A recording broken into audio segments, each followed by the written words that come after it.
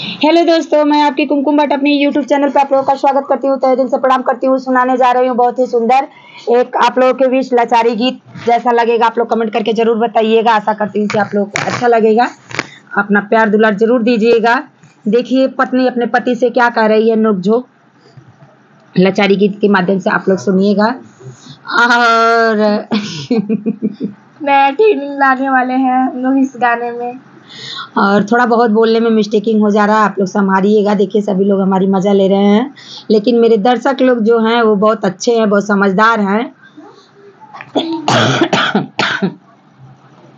तो चलिए सुनाते हैं गाना। हम ज़्यादा नहीं लोगों के बातों में आएंगे, ज्यादा नहीं बोलते हैं। पीरितिया काहे न लगला बेकल जिया रहलो न जाए। पीरितिया काहे न लगला बेकल जिया रहलो न जाए। पीरितिया काहे न लगला बेकल जिया रहलो न जाए। पीरितिया काहे न लगला बेकल जिया रहलो न जाए। बागल गवला बगैचा लगवला, बागल गवला बगैचा लगवला, ने बुलवा काहे न लगवला बेकल जिया रहलो न जाए। ने बुलवा काहे न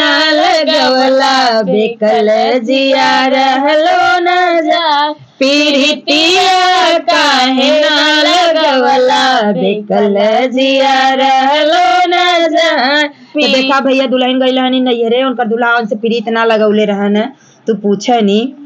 पीरितिया काहे न लगवला बेकल जिया रहलो न जाए। पीरितिया काहे न लगवला बेकल जिया रहलो न जाए। अरे कुआना बनवला जगतिया बनवला, कुआना बनवला जगतिया बनवला, घड़िलवा काहे न भरवला बेकल जिया रहलो न जाए। घड़िलवा काहे न भरवला बेकल जिया रहलो न जाए। पीरितिया काहे न लगवला बेकल जिया रहलो न जाए।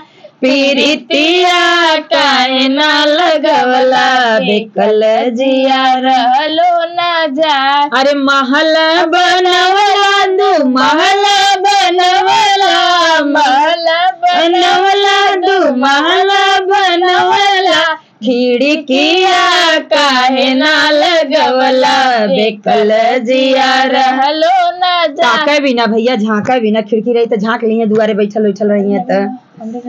खिड़किया काहे न लगवला बेकल जिया रहलो न जाए। खिड़किया काहे न लगवला बेकल जिया रहलो न जाए। पीरितिया काहे न लगवला बेकल जिया रहलो न जाए। पीरितिया काहे न लगवला बेकल जिया रहलो न जाए। पीरितिया काहे न लगवला बेकल जिया रहलो न जाए। तो हेलो दोस्तों, ये हमारा गाना कैसा रहा कमेंट करके जरूर बताइएगा। फिर मिलती हूँ नेक्स्ट वीडियो में, तब तक के लिए राधे राधे, जय श्री कृष्ण, हर हर महादेव।